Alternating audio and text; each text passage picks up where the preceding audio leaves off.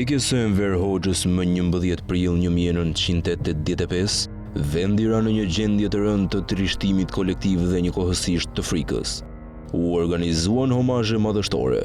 Turma të mëdha kaluan para arkivolit të tij të ekspozuar, ndërsa makina e shtetit vazhdonte të mbante në frikë të thellë popullin që kishte drejtuar me dorë të hekurt për më shumë se 4 dekada.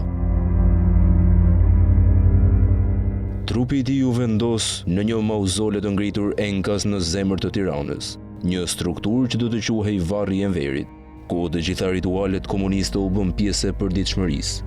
Por shumë pak dinë se pas atyre mureve të errta dhe të heshtura, ushtarët që ruanin varrin kishin përjetuar ngjarje që kalonin çdo kufi të logjikës. Zhurma të çuditshme, britma të pashpjegueshme, hapa në mesnat dhe zëra që thërrisnin në errësirë. Dëshmitë e tyre për dekada me radhë janë mbajtur të fshehta, por rrëfimet që kanë dalë në dritë pas rënies së komunizmit tregojnë një realitet që flet për frikën e pafund dhe për një të kaluar që nuk mund të qetësohej as pas vdekjes. Ushtarët që ishin ngarkuar me ruajtjen e përhershme të varrit rrëfejnë për net ku kishin dëgjuar zhurma, sikur dikush përplaste me forcë kapakun e varrit nga brenda. Një natë, njëri prej tyre, një djalë i ri nga skrapari, kishte parë dritë të kuqe që dilte nga pllaka e granitit mbi varrin e Enver Hoxhës. Në fillim kishte menduar se ishte ndonjë reflektim i ndriçuesve të jashtëm, por drita nuk ngjante me asgjë tjetër. Kishte formën një flake që lëvizte ngadalë dhe pastaj fikej vet.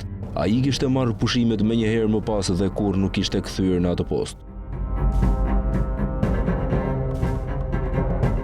Të tjerë tregonin për zëra të ngritur.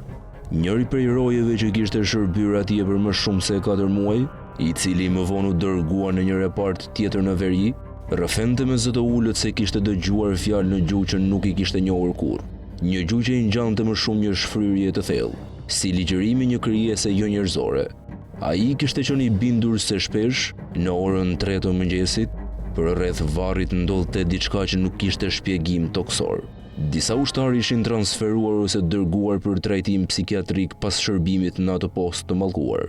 Të tjerë thjesht ishin zhdukur nga lista e shërbimit dhe askush nuk fliste për ta. Këto shpjegime mbetën të fshehta, të ndaluara për publikun.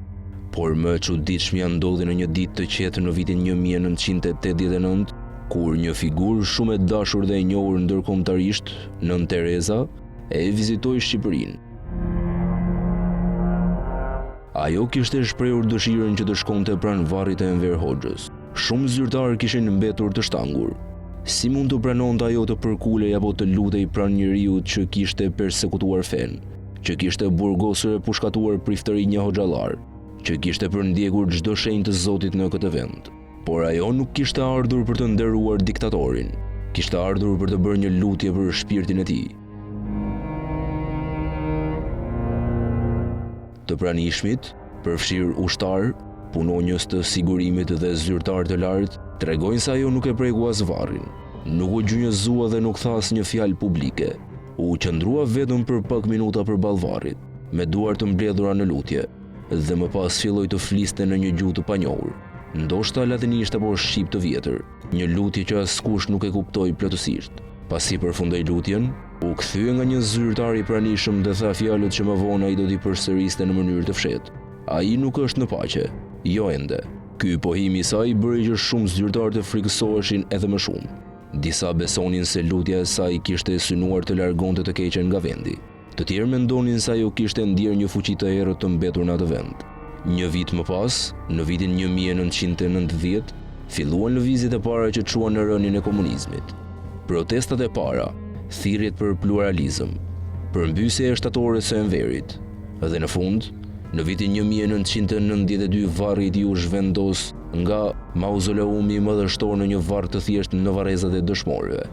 Edhe gjatë zhvendosjes, punonjësit e komunales që u ngarkuan për të hapur varrin dhe për të bërë zhvendosjen e eshtrave, raportuan se brenda arkivolit kishte ndodhur diçka e çuditshme.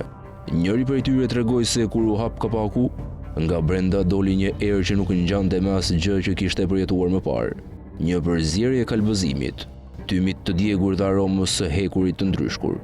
Disa besojnë se shpirti i Enver Hoxhës nuk gjeti qetësi për shkak të gjithë atyre që kishte bërë në jetë, për torturat, vrasjet, dënimet pa gjyq, për dhimbjen e shkaktuar në një kombi të tërë.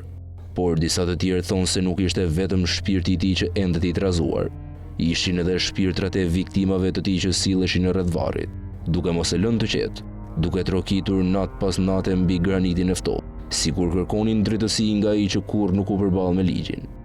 Sot, shumë vite pas vdekjes së tij, kujtimet për ato varr të mallkuar, për britmat e natës dhe për praninë e ftohtë të diçkaje të pashpjegueshme, mbetën të gjalla në mendjet atyre pak njerëzve që patën guximin të flisnin. Dhe fjala e Nën Terezës vazhdon të rëndojë si një mallkim i heshtur. Ai nuk është në paqe.